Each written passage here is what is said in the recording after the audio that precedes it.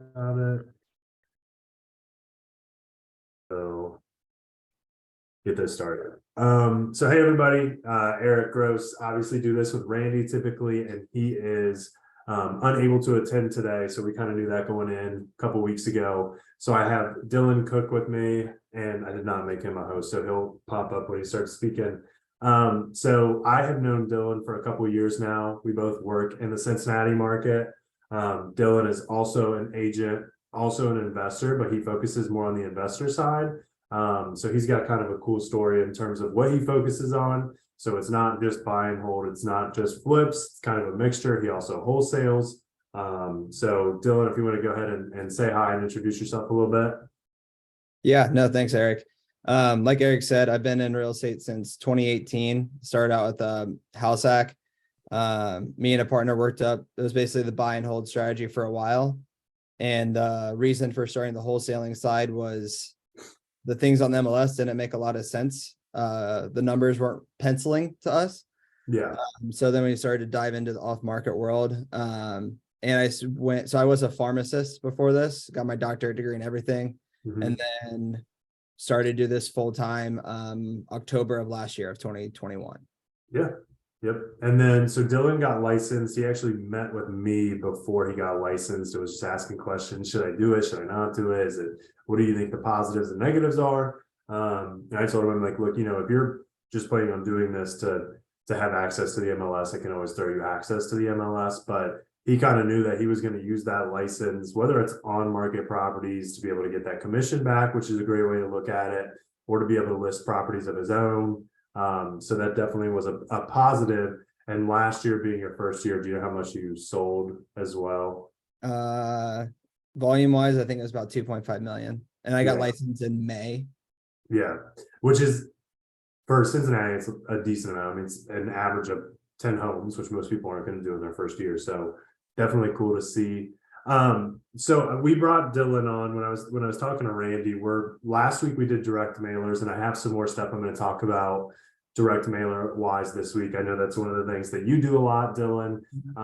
So definitely going to discuss direct mailers. I think we're going to try and talk some direct to seller texting, which is one of the things you're doing right now. But why don't you go ahead and discuss a little bit about your direct mail strategy, what you're doing, what's working, how you're intaking those leads.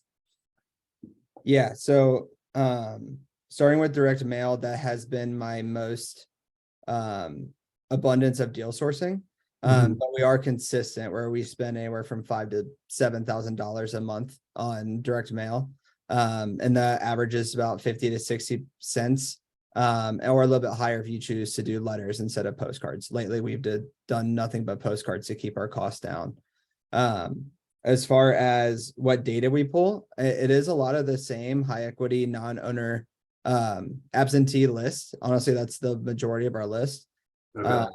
The majority of our deals, but we will also do the list stacking where we have kind of a tech stack where you can take the pre-foreclosures, the tax delinquents, the high equities, and get a more niche and targeted list. So that way your dollars are going to a more motivated set of sellers. So two questions to that. One, do you get a better return with your letters versus postcards? Is that something you track? And then so I don't have sorry, I'll answer that first. I don't have the actual, like, this is the number that we've sent, this is the response rate but just from doing it, I would say that surprisingly, this is a little secret, I guess, is the postcards have been doing better lately, but we do ones with offers already on the card. That has actually increased our response rate quite a bit. Now that offer, quote unquote, is usually not accurate, but at least piques the interest from a lot of the sellers. Is the offer in the ballpark? So say the home is worth 250 all fixed up and you're willing to offer 100, like you would be willing to offer 100. How close is that on the direct mail, or is it just a random number thrown out there? It is random, and I don't know how they calculate it, but it seems like it's a combination of Zillow, Redfin, realtor.com, whatever kind of generation they use. It seems like it's a simple price per square foot basis. So when it really gets thrown off is when you have a 2,500 square foot home next to an 1,100 square foot home, right? This doesn't math right. But if you get those little neighborhoods or subdivisions where all the builder built all the same homes, that is something that's likely to be more accurate. Okay, cool. And you've definitely like, when you get those phone calls, how much different is that phone call when there's an offer on there? Is this, hey, this is a legit offer. This is super low. If you send me something this again, I'm gonna find you and beat you up. Or is it typically a positive response rate? Typically, so it all depends on what's on the card. I've gotten people that have called back and be like, hey, you're offering, 300,000 for this house. Like, I'll sign today. And then that to me is a red flag immediately. Like, okay, like we need to dial this back, talk about the condition. And a lot of times it's like way too low. Like, please take me off your list, which is fine. The most important thing to me is just getting people to call, because if you Okay. send out the normal letters, they're just not even going to call you. So you don't even know where they're at.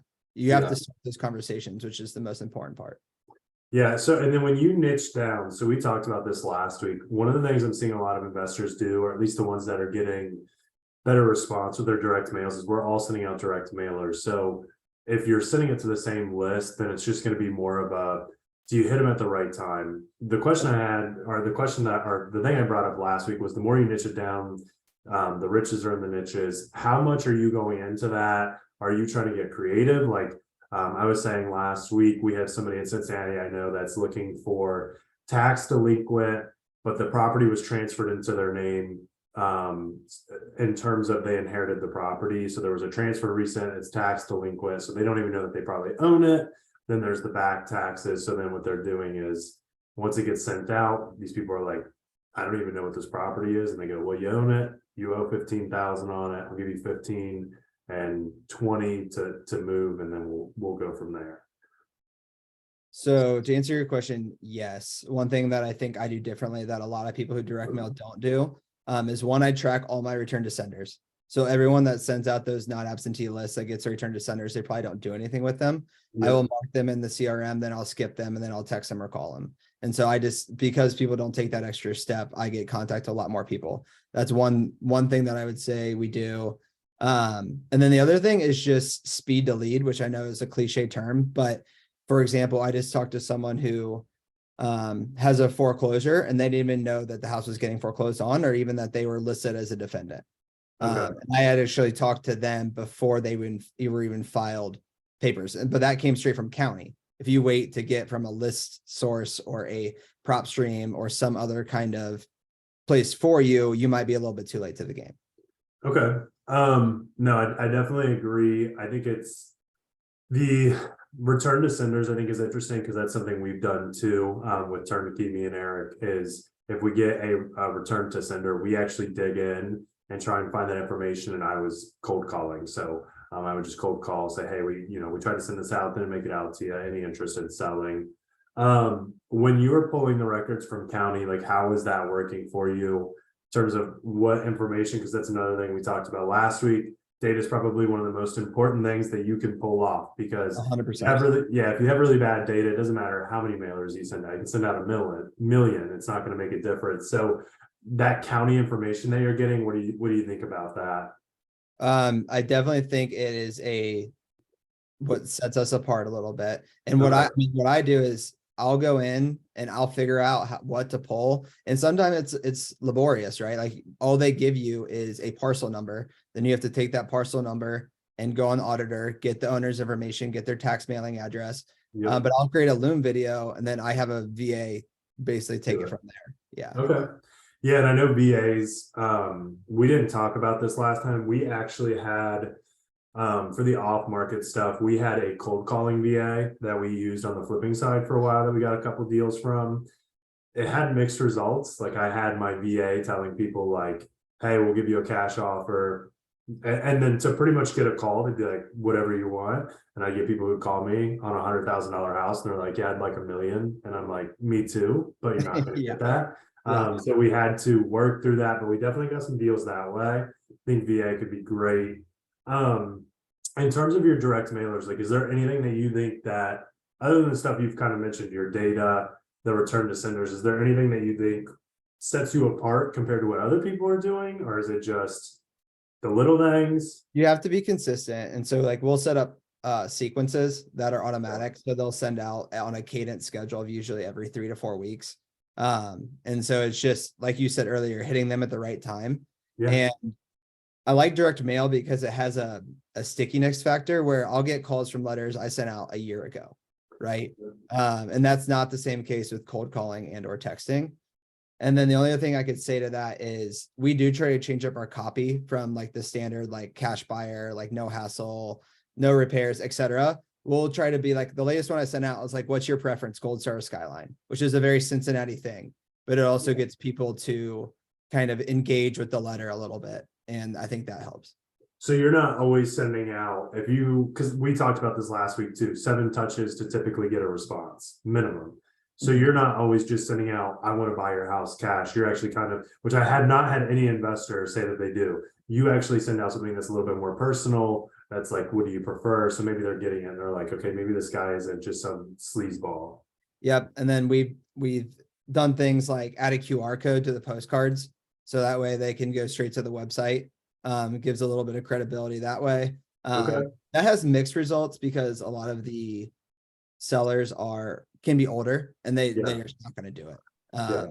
But again, at the same time, I think having an online presence, having some kind of copy that's different than your generic thing, something that is local to where you live, or at least your target market, whatever you're marketing to, I think that helps definitely. Okay. And then, so out of all of your techniques that you do for off market on the investment side, what is, and I'm going to jump to something up after this. What is like your direct mail? Is that your number one? Is that what you prefer over everything? Or are you kind of leaning towards other stuff now that the market's shifting? What are you kind of seeing? Direct mail is still my go-to. Okay. I was like on a cost per deal basis, it has definitely gone up in recent months. I feel like that's the same in every marketing channel though. Okay. And the leads, from a leads basis, SMS gets the most leads, like by far, but they're also they're not as qualified as the direct mail leads. Okay. Direct mail, someone's consciously making the decision to pick up the phone and call you. Whereas SMS, it's so much easier to just send back a text like, yeah, 500,000 or, whatever it is. So, and then we had a question, what do you send as a text message? I know we were going to talk about text messaging. Do you want to kind of jump into that a little bit? Sure. So a lot of it is, so the platform I use for texting is Launch Control. And I like them because you have to be careful now with, it's PPC. I forget what the regulation is, but they do a good job of screening the do not call list. But basically I just have templates set up that says like, hi, hey, hello, and then first name. And it has different variations of something along the lines of, hey, Mr. Seller, I drove by your place at 123 Main Street. It caught our attention. Would you be interested in a deal? Have you thought about selling? And it's something pretty generic, but the texting platform is just to gauge a response and not to get flagged as spam. Okay. We'll dive more into that here in a second. One, I'm not Randy, so I know everybody probably jumped in. They're like, I like totally just realized when I did that. I'm not a host on the Zoom, so to do this, I'm in Randy's Zoom. So I guess for today, I'm Randy, which is exciting. Second thing, one of the reasons that I brought Dylan on, compared to some other people I could bring on, was one, me and Dylan have worked together quite a lot. So I wanted to get, this is kind of the importance of what we're trying to do here. Explain as an agent how I was able to start working with Dylan. So Dylan, I know when we first met, we met at a in-person meetup in Cincinnati. What about me, because I know you brought me deals and you don't have to, what about me kind of allowed you to want to work with me? Like as an agent, as somebody that you, like, what was it that kind of allowed that to happen, I should say? Well, one, you understand rehab costs, which I feel like is a weak spot for a lot of agents. Okay. So that was really good. And honestly, like when you get a property under contract, that's one thing. Like off market real estate's and acquisitions and dispositions is what can be broken down to.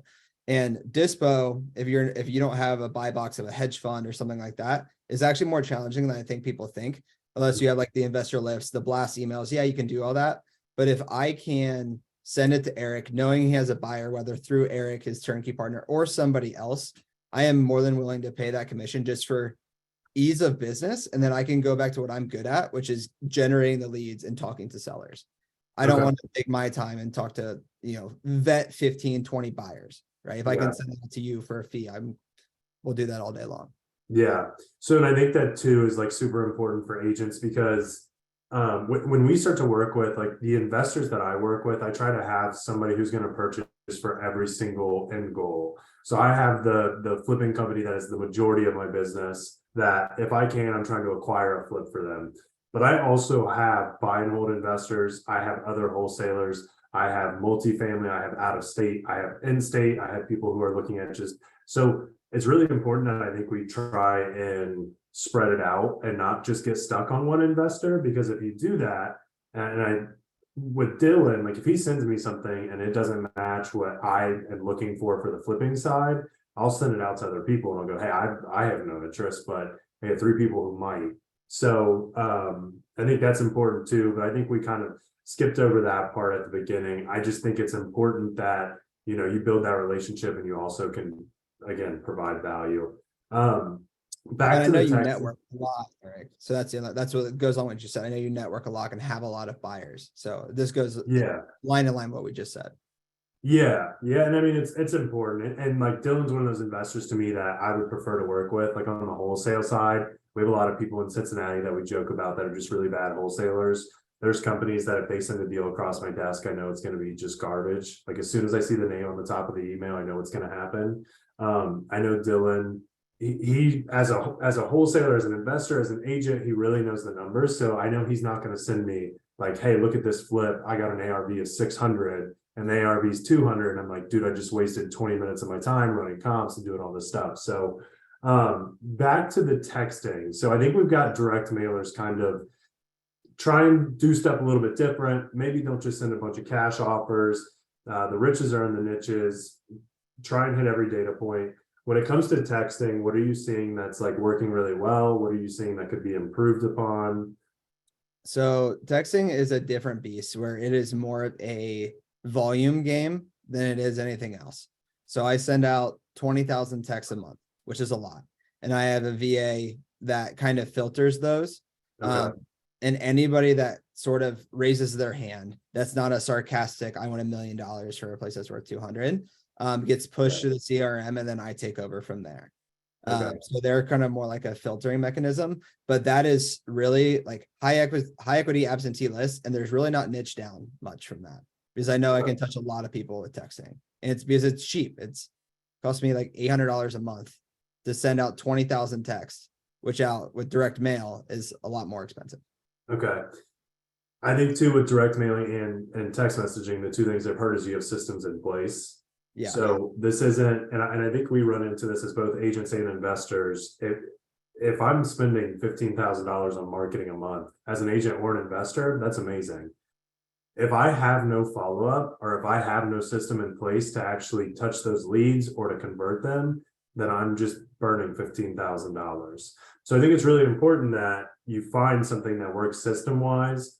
What, besides the VA, I believe you're the only one right now that's currently running all of your leads, correct? I have a lead manager now. Okay. He is rather new, about a month and a half ago. Okay.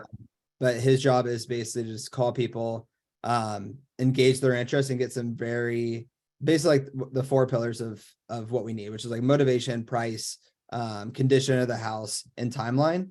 Okay. And so if you can get those 4 pieces of information and develop at least somewhat of a rapport, that at least helps with the amount of, because I have a good problem now lately where I had the time to manage all those, but as we continue the follow-ups, as we continue the marketing, it's getting to a point where I don't have enough hours in the day to talk to all the leads that come in. So that is the next step in that process. Okay. Yeah, because I know that was the discussion we had before, which was, you know, once you hit that certain amount, there's only so much. And how's that going? Like in terms of training that manager, you know, how did you kind of go about that and everything like that? Similar things is really just like Loom. And then I will take a house that's in the CRM or a property that's in the CRM. I will basically make a video of how I ran the comps, and then I'll send it to him, and then we'll just role play. Whereas I'll give him an address and he'll be like, I want you to comp this for me. And then I'll go do it myself, and we'll see how close we are. And then we'll just have talking points from that point on. Okay. And then rapport wise, it's really a script. Yeah. Perfect. So on the texting, one of the things I had a question about was the regulations. What are you, so this launch control that you're using, do they ensure, because I know a lot of people don't know this, but there's certain investors that have gotten in trouble previously with texting in a way that wasn't supposed to be done. And then I believe they were fined, like some of them like up to $250,000. So if you're going to do the texting, just to save ourselves here, make sure you're doing your background on it. But like, how are you protected by launch control and everything like that? So launch control itself has like a guarantee of the do not call list. I've Okay. only ever had one person that has called me and said, hey, I'm on this list. And I really don't know how they slipped through, but you do have a way to manually add in like, do not call numbers to that last, which obviously we did. And then when we pull the original list that get uploaded into launch control, a lot of them are ran through a list initially too, and they are scraped together. So that way we do not call those people. From what I understand in talking to attorneys, obviously this is not legal advice, but it's really hard for someone to actually do that and win. But there are case examples for it. So you definitely want to be careful, other than just like scraping the list and the launch control guarantee. Like that's all I have. Okay. Yeah. So, and then you also like, you kind of wholesale. I think we kind of, you do that as well. And I know there for a while you had some good luck selling to hedge funds as well as investors locally. What do you think is like the best way as an agent to approach a wholesaler to be able to either work with them, help work with them, or to increase their business? Number one thing that I'd say wholesalers look for are agents who can understand off market. And what I mean by that is being able to evaluate a place that needs work. And then having a kind of what we alluded to earlier, a Rolodex of buyers for a variety of exit channels, not just flippers, buy and hold people, and their return parameters, right? Like someone who wants a cash on cash of 100%, like a burr is going to be a lot different than someone who's willing to make $20,000 to $30,000 on a flip. Yeah. Right. And just communication, like it goes back to all things. Like if I text you like, hey, can you run these comps for me? And you don't respond for 48 hours, like it's just not going to work. Right. Yeah. The speed to lead in this is really important. No, I agree. And I would say too, like, so on the wholesale side, like wholesalers tend to get a bad rap or a bad name. Yep. The same way that some agents get a bad rap and a bad name, and investors in general get a bad rap. I know plenty of wholesalers who are amazing, Dylan being one of them, that they just like, they do a good job. He doesn't just lock up people. And then, if he can't sell it, he goes, well, sorry. And then just throws them away. So if you're an agent or an investor, make sure that you're also vetting the wholesaler, because you don't want to put yourself around people that aren't doing something ethically ever. And that's going to give you a bad name.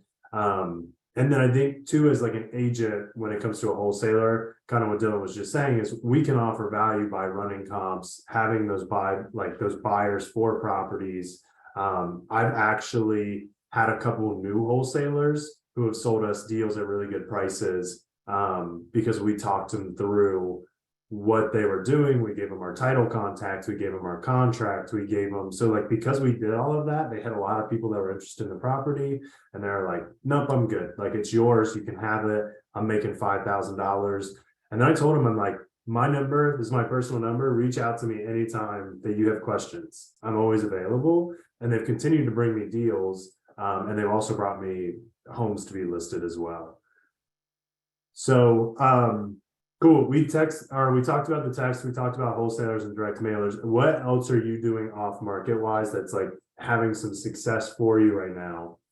Really, I mean, I've been fortunate enough where direct mail and SMS are my two main channels. I've tried cold calling. I didn't really have a lot of success with it, but because I've been doing this for a couple of years now and I go to those networking events, there are, like you just said, newer wholesalers or new people trying to get the business that will bring me deals or who are just want advice. And from that point forward, I've been able to move a couple deals for some people and we just JV on that. Right. Okay. So networking, I guess, is the long way to answer that question.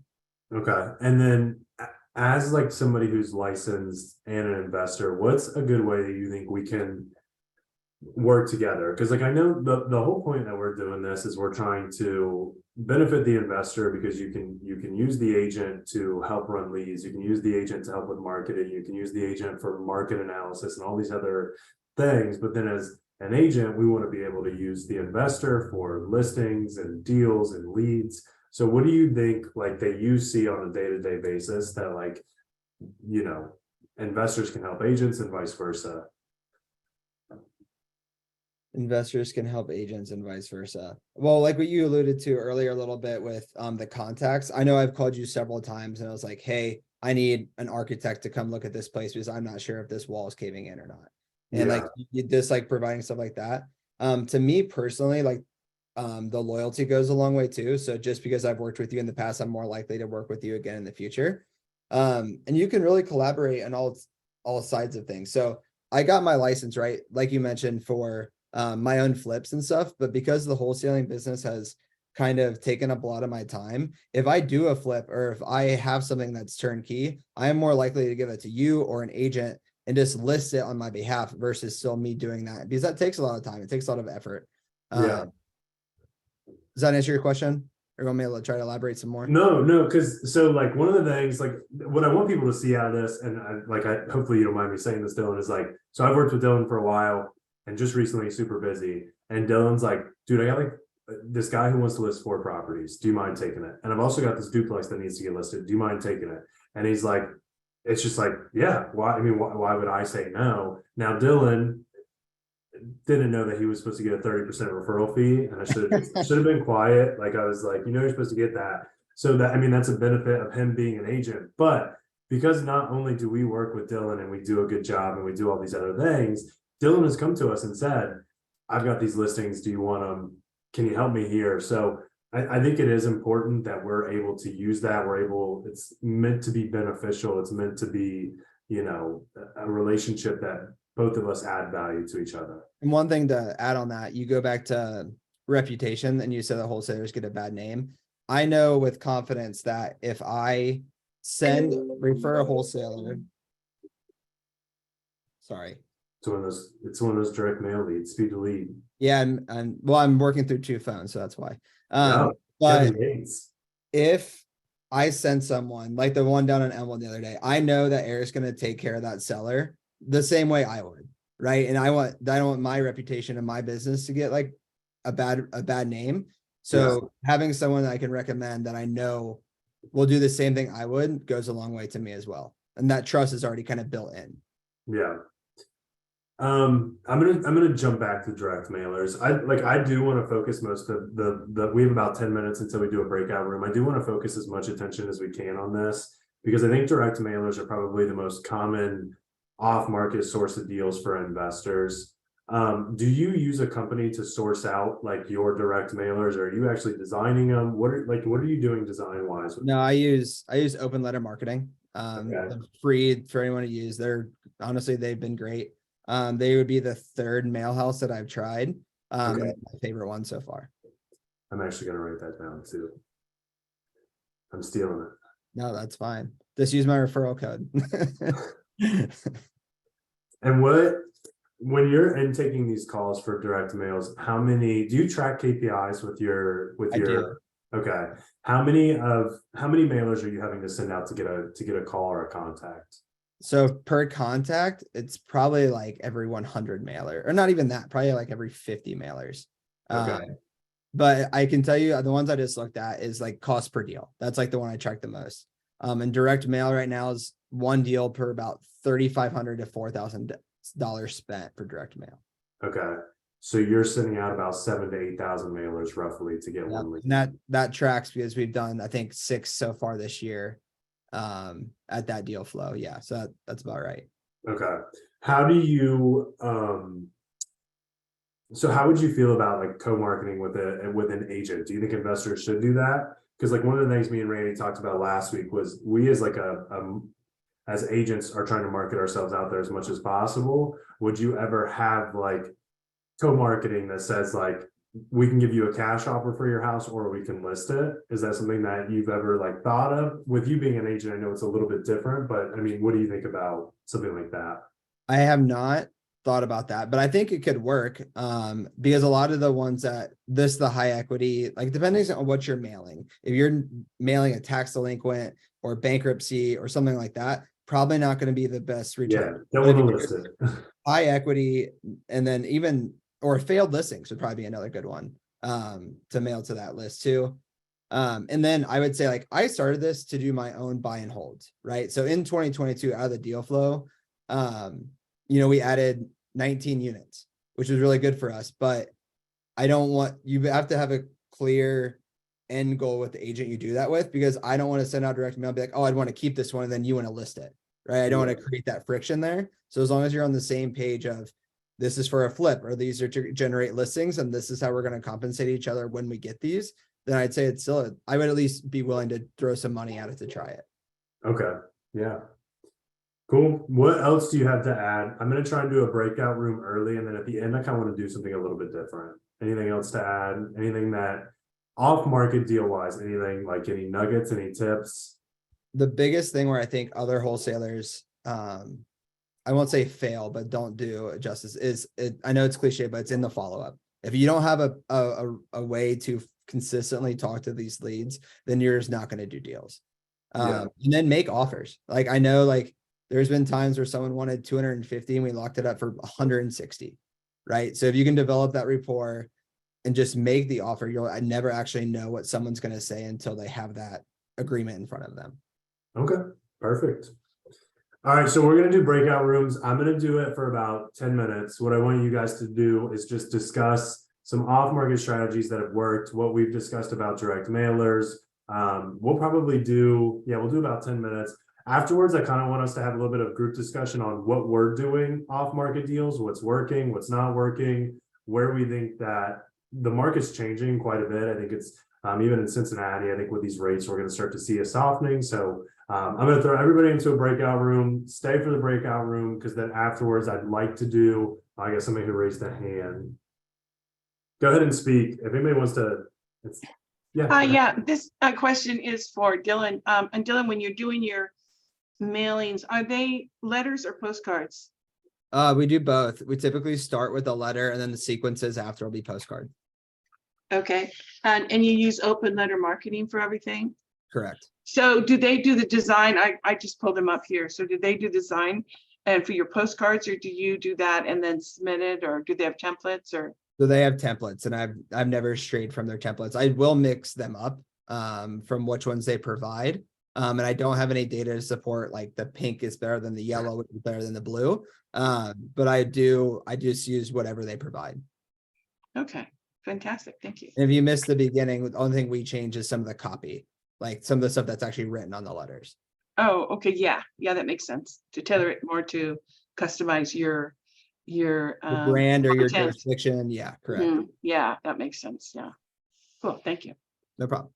Awesome. All right, breakout rooms, like 10 minutes. I'm going to split it up. We're just going to do 2 rooms. So there should be about 5 or 6 people in each room. Let me know how it goes. Come back. I want to make sure we're discussing some other off-market strategies, or if there's questions, because there's also some other stuff we do. So getting ready for next week, I want to also have some topics for a little bit more. So I'm going to go ahead and shoot you guys into this. And we're going to do a sign automatically. All right. It should send out an invite, and then you guys should be good to go. So if you want to accept the invite, I don't know where it'll be. I don't join the breakout rooms. Dylan, I think Dylan joined it. Let me see if I can pull him out of it. Move to main session.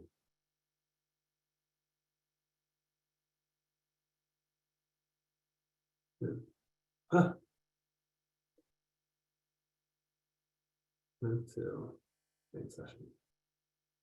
All right, let's see. 1, 2, 3, 4, 5, 6.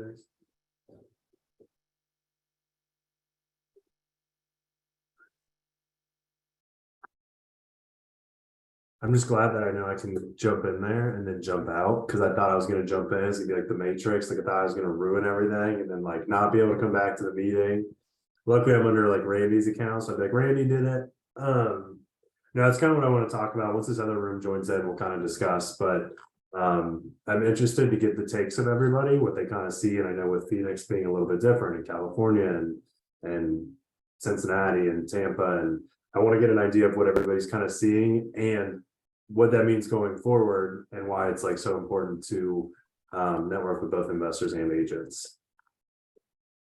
Yeah, I was just gonna say, I'm in San Diego, and we've actually started seeing an increase in activity from buyers again, because we're still like record low inventory. It's only like Yeah. $2,500 homes available for sale.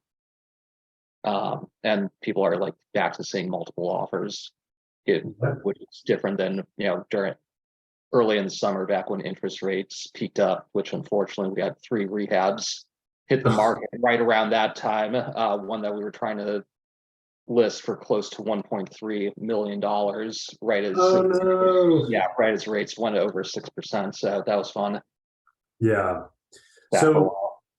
yeah, and I know I talked to Randy, and it's getting crazier there. So I wanted to bring everybody in. Dylan's in here too. Everybody's back. Hope the breakout rooms went good. Our breakout room was a little bit negative, but it's about to be a negative like last 10 minutes. Not off market deals. One of the things I wanted to talk about, it's something me and Randy really haven't talked about since we did this. Since we last talked, there's been SVB, Signature Bank, I think First Bank and Credit Suisse having some issues. So I wanted to spend like the last 10 minutes, because we're all agents, we're all investors, and kind of get an idea of what we're seeing market wise. Tim was talking about how Phoenix, we're seeing, in their market, they're seeing stuff start to sit. Phoenix is one of those swing areas that tends to happen often. I'm licensed in Tampa as well as Cincinnati. Tampa's almost seeing the same thing as Phoenix is. Homes are sitting, inventory's up 4x from what it was last year. So I want this last 10 minutes to be a nice discussion about what we're seeing market wise, and where we all kind of see some opportunities going forward. And if you guys want me to start, I can start with Cincinnati, if that would be a good kickoff. I will. So one of the things we're seeing in Cincinnati is we're a Rust Belt state. Our prices don't go up and down like a roller coaster. We're pretty steady Eddie. These past couple of years, and Dylan will probably agree, these last couple of years, we have seen some crazy appreciation, but I think just in terms of relative to the rest of the United States, our prices are very affordable. Average home price is about $255 right now. Last year at this time it was $230. Our inventory has stayed pretty steady at about $1,500.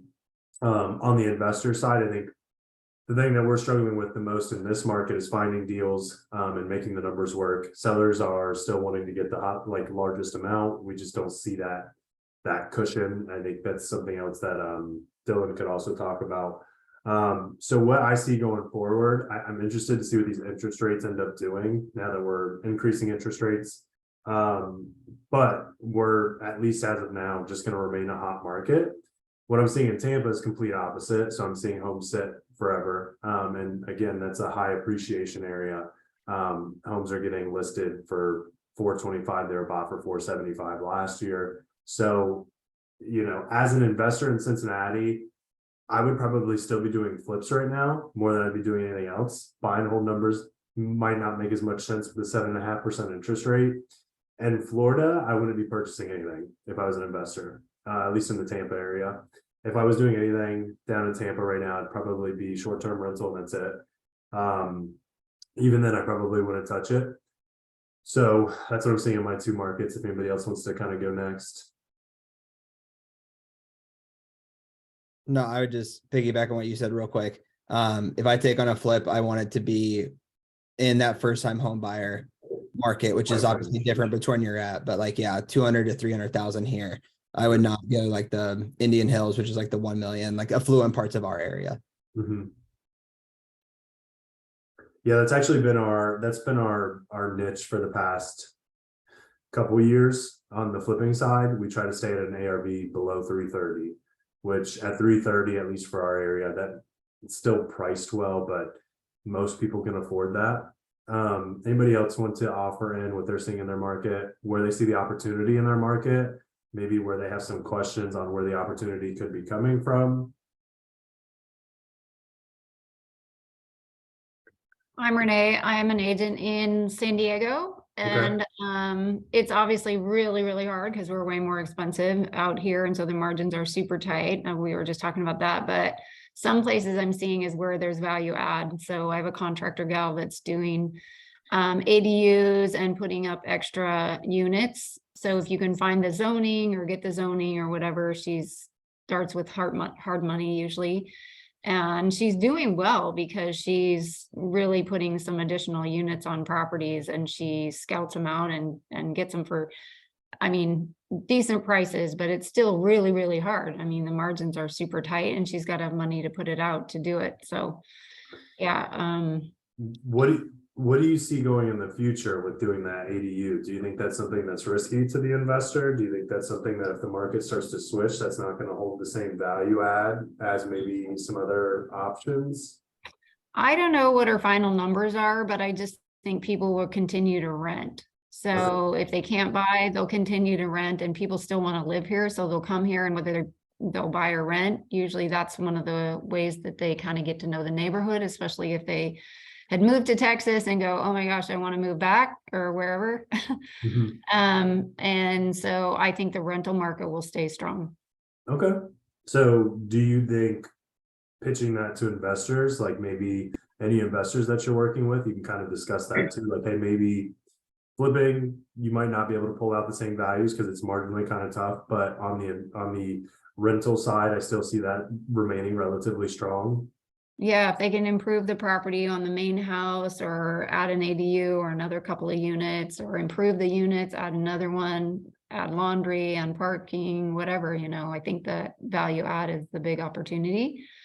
Number wise, I can't say like what percentages or whatever to anticipate, but I just think that's something, if you've got the cash, that's an opportunity. Okay. Yeah. Does anybody else have any? I was just gonna piggyback off Renee. I'm also in San Diego, and yeah, just because the price points here are so high, a lot of people just continue to rent. We had for our local agent meeting just 2 days ago. Is median home price here is $780,000. So that's that's a big pill to swallow for like a first time home buyer. Yeah. And then also for an investor doing flips, if you're borrowing hard money, you have to get in and out of these things like Quick. like 3-4 months max, because your holding costs just eat you alive if something sits on the market for a while. So ADUs are really popular right now. You just have to be able to hold on to the property while you're getting permitting, because that takes forever here. Okay. I'm in Connecticut, and my market is very unusual, apparently. I didn't know that till my investor told me. In Connecticut, I can publicly pull up the bank appraisal for a property that's going into foreclosure and know where the bidding is going to start before we even show up. Oh, So for me, like investors, like they reach out to me and they're like, I want whatever. So I found a property the other day. I just went through the government records, really easy for me to find. They owed $32,000 and it appraised at $345,000. And it was a townhouse. So I have this, and then the auction actually takes place at the property, not at a courthouse. And they will let you go in the property 2 hours before. what? Yes, Connecticut is like, and a lot of agents just don't even realize it's every Saturday at 12. And so what I spend a lot of time doing is pulling all the records. And so I can tell my investor, like, you have to have 1% of what the house is worth. So you have to bring a check payable to yourself, so you can bid. And if you don't win, you just leave with your check. And if you win, you have 40 days to bring a certified check. So I just need to know more investors, because there's tons of opportunity here. And none of the agents here even realize that is, I'm like the only person who knows how to look this stuff up.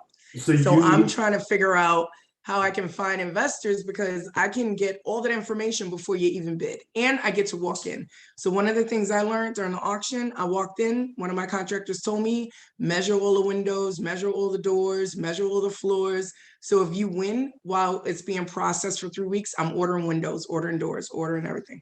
Yeah. So that has been unique, but I feel like I just need more investors, because the investors I have are making money off of it. Yeah, so we had a video, I think it was like the second week on how to find investors. On top of that, in the Facebook group, if you guys have questions asked there, you should be doing videos. Like as an agent, you should be doing videos discussing this. It should be all over your Facebook.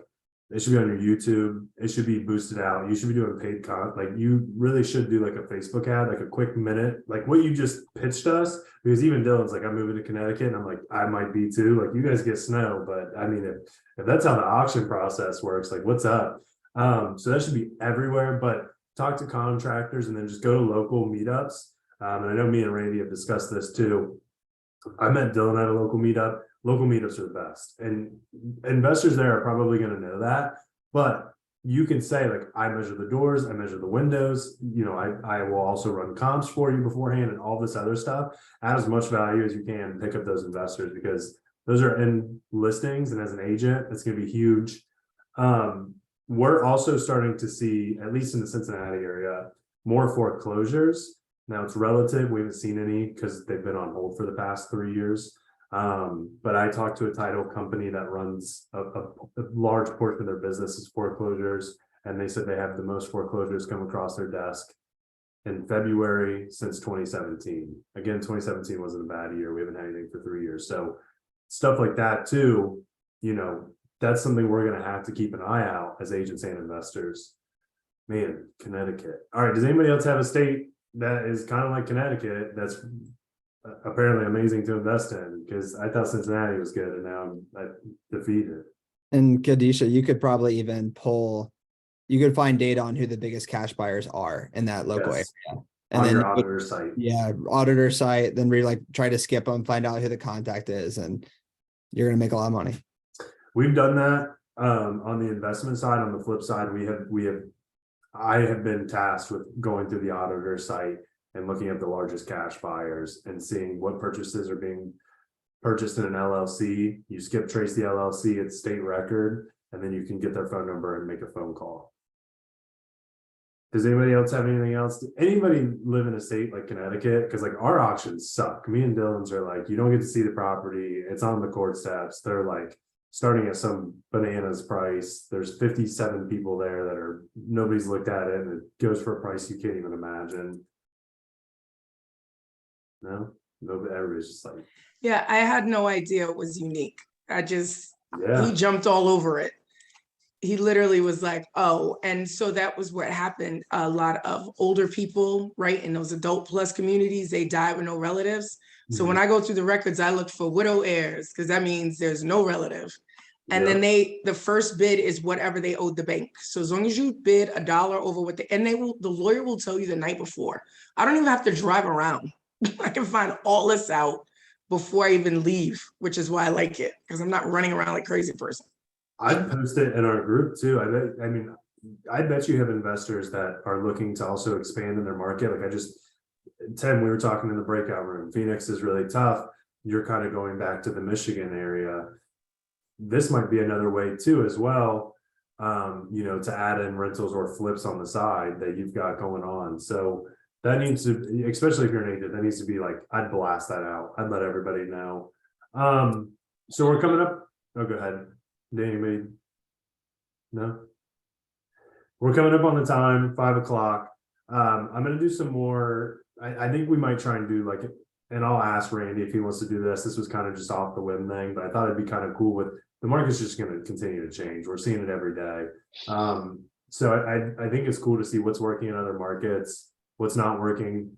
Like our market, me and Dylan's, I know we talk about price point being really low, and everybody's like, well, you're at like 200,000. That's so easy, or like, that's amazing. And it's like, it sucks because you do not know how many out-of-state buyers we have, and like the competition and the hedge funds and everything else that are purchasing every property.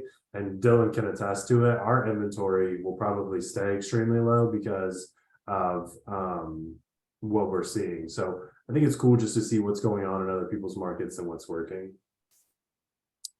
Any questions before we go? Is everybody good?